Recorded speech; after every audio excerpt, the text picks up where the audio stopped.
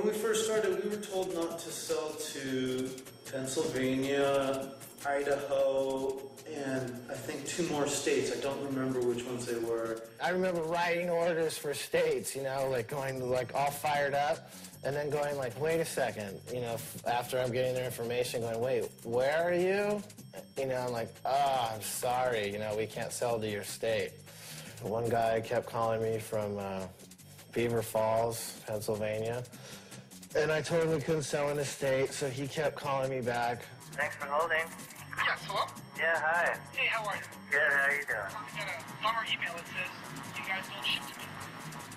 Yeah, well, do you know the laws of Pennsylvania over there? Yeah, I mean, the laws, I mean, I have a tobacco permit and stamp tax and a business license. What's the problem? It's because the state is they don't allow us to ship there. Yeah. They must have called like 20 different times trying to contact us. They talked to Paris and emails. In the conversations, it's like you can tell that it's, you know, I'm saying no and the guy's not listening. I got a PA tobacco license. I mean, you know, shit, I got all the right police stations. Shit, 2 blocks away. It's the DEA though. It's like a federal across the state line. And then he would come back and go, oh, I talked to my lawyer. He said that's only like in Pittsburgh, but in my county, in Beaver Falls, it's allowed. So came down to it where he decided that he was going to show up at the warehouse and buy it. I believe he said, I'm going to rent a Navigator because you know how I do it. And I was like, okay, yeah, well, you know, as long as you're coming here. They bought everything that we didn't have in stock. So once we filled the order, then they were like, oh, well, we're not in town, you know, just ship it to us. We ended up just finally shipping it because it was just sitting there and it was on hand and we were holding up other orders. So it was probably 8 months, the whole thing. Hey, Peter, it's Russell from Shopbot. Hey, Russ, what's going on? Oh, man, how you doing? Good, man. I just going through these boxes. I haven't gotten a chance to open them up yet, but... Oh, no way. They're there, though. Yeah. Oh, killer. I just want to check, make sure you got everything. We got them, brother.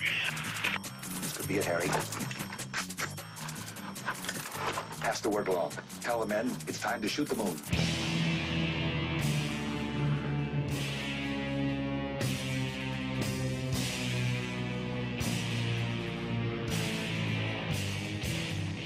I couldn't believe the manpower that they had. There was nobody inside, and they, like, stormtrooped the place. 45 agents, as soon as I opened up the door, they pushed me out of the way, and they ransacked the factory. Like, as if somebody was in there waiting to ambush them over glass. And it wasn't like anyone was really hiding anything, because everybody was listed with their address. We weren't like a garage operation. We were a company that paid taxes. All they had to do was pick up a phone. We would have told them everything, because we were wide open. But they wanted to make it look like a criminal enterprise, so they had to do the old raid in the morning. Once they got the one thing they needed, then that whole operation could go forward. We were the last straw, you know? That was the last thing they needed. Throw Tommy in on top of the pile, and now it's on. Where no one, it wouldn't even have made the news if they would have went up to Oregon and shut people down.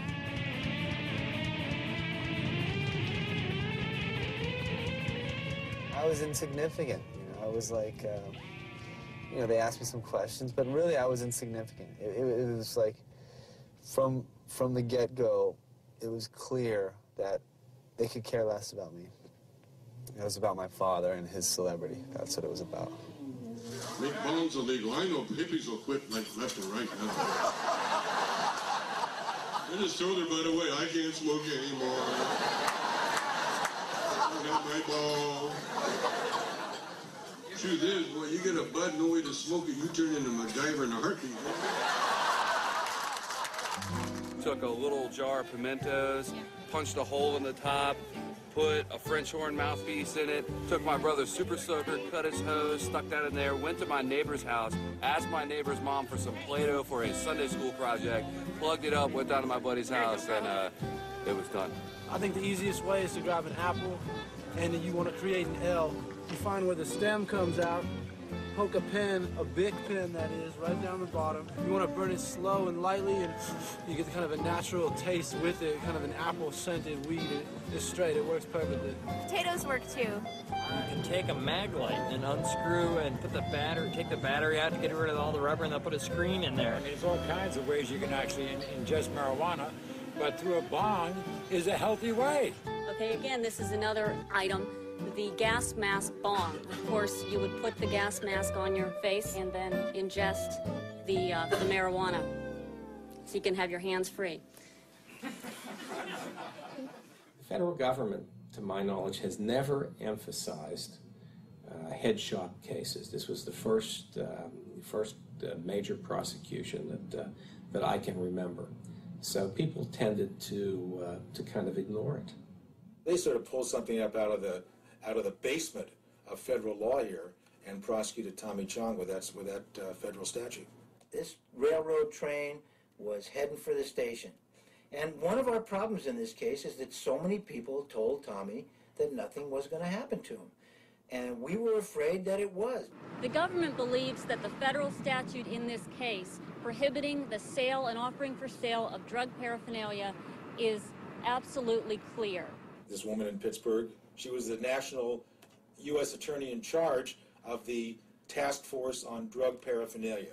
So we knew we had problems. And she came into court personally, argued the sentencing, and it was clear this thing was being done as a show trial, as a show case for her to further her career and for the Attorney General to further his career.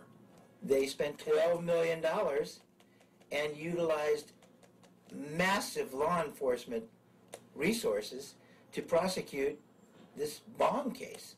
It was a shock. In a last-ditch effort to avoid serving actual prison time and stay at home under house arrest, Tommy made a public service announcement for the drug courts of America. Tommy's concept: why smoke pot to get high when you can get high naturally dancing salsa? Is this a wide shot? You have a headband? Some Yep. Chong? You want to do some stuff with the Chong character talking about salsa? No. No? No, I think it'd best be me. I actually think you should put some humor into some of this. Well, that's true. I do. Yeah, you're not funny, man. Yeah. You're No, not the funny. humor is good, but I don't think being that character is right. Well, you don't want that because, you know, my humor, you know, in this situation is definitely not something you're going to be able to show any drug court. Try one more time. Action. Hey, man, you know who I am. I'm Tommy Chong, man. And I just got to know one thing. Do you want to get high? Cut. Now, isn't it true that Tommy plea bargained and accepted a jail term, as I heard, correct me if I'm wrong, to save his wife and his child? Tommy determined from the outset that he was not going to contest the charges if we could arrange a deal that would assure that neither his son nor his wife were charged. She said, look, we're thinking of prosecuting his son, we're thinking of prosecuting his wife. If your client takes the fall, we won't prosecute them.